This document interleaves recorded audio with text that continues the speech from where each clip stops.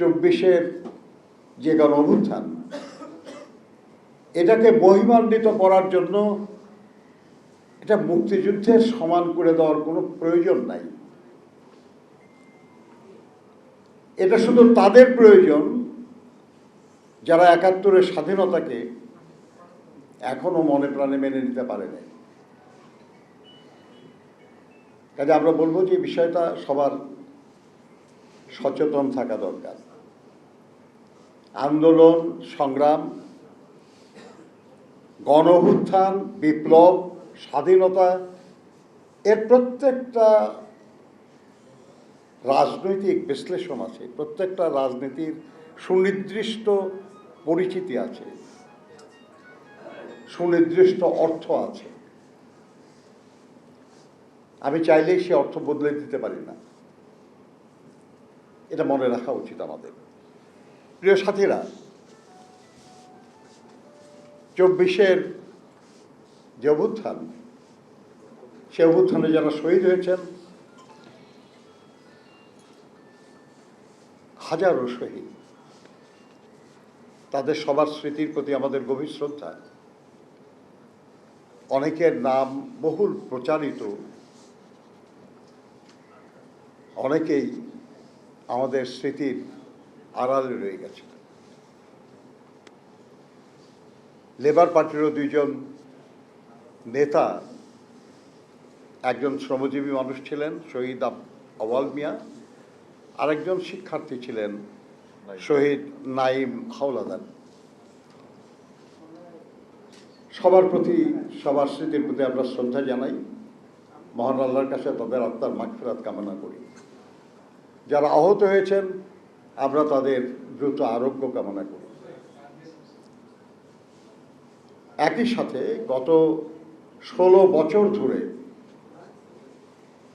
স্বৈরাচারের বিরুদ্ধে গণতন্ত্র পুনঃপ্রতিষ্ঠার জন্য লড়াই করতে গিয়ে যে সব বিষয়গুলিতে সংস্কার কমিশন যা প্রস্তাব করেছে তার বাইরের বিষয় নিয়ে এসে এই প্রক্রিয়াটাকে বিলম্বিত করার যে চেষ্টা, সেই চেষ্টার তো কারণ আছে। কেউ কেউ সংগঠিত হওয়ার জন্য আরো একটু বেশি সময় চাইছেন। এবং খুব দুর্ভাগ্য আমাদের যে যাদেরকে আমরা নির্দলীয় নিরপেক্ষ সরকার বলেছি, সেই সরকারের কেউ কেউ বলেছে যে তারা নতুন একটা সংগঠন করেছে, তাদের সংগঠিত হওয়ার জন্য তো একটু সময় দেওয়া দরকার। খুব দুর্ভাগ্যজনক। আবার কেউ কেউ নানা জোট তৈরির চেষ্টা করছেন।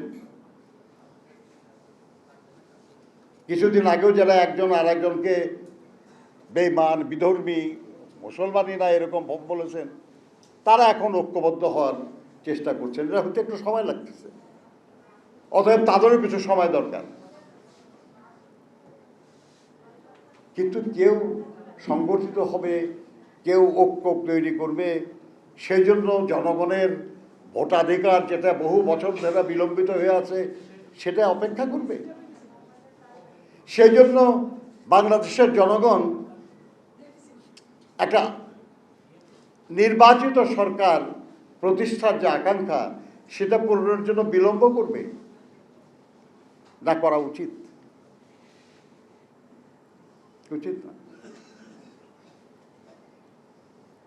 আমরা তো মনে করি যে বাংলাদেশে একটা অবাধ, সুষ্ঠু, নিরপেক্ষ নির্বাচনের একটা পরিবেশ অলরেডি সৃষ্টি হয়েছে। নির্বাচন কমিশন বলেছে যে তারা ভোটার তালিকা করে ফেলেছেন। এমনকি আমাদের প্রবাসে যারা আছেন তাদেরকে ভোটার করার চেষ্টা চলছে।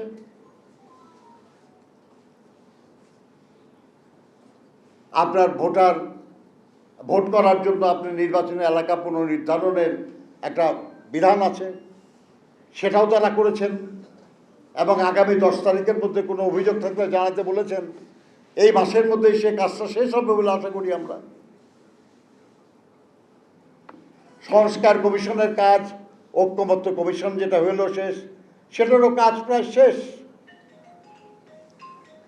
এমনকি জুলাই সনদের যে ড্রাফট আমাদের কাছে পাঠানো হয়েছে, আমরা কিছু ভাষাগত ত্রুটি, বাক্য গঠনের যে ত্রুটি কিংবা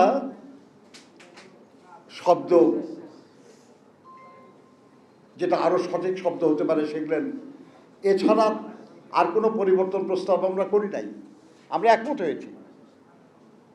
এমনকি সেই সনদে এমন প্রতিশ্রুতির কথাও লেখা আছে যে আমরা রাজনৈতিক দলগুলি সেখানে স্বাক্ষর করে বলবো যে এই সনদে যা বলা থাকবে এগুলো আমরা যেই নির্বাচিত হই আমরা এটা বাস্তবায়ন করবো ইনশাআল্লাহ।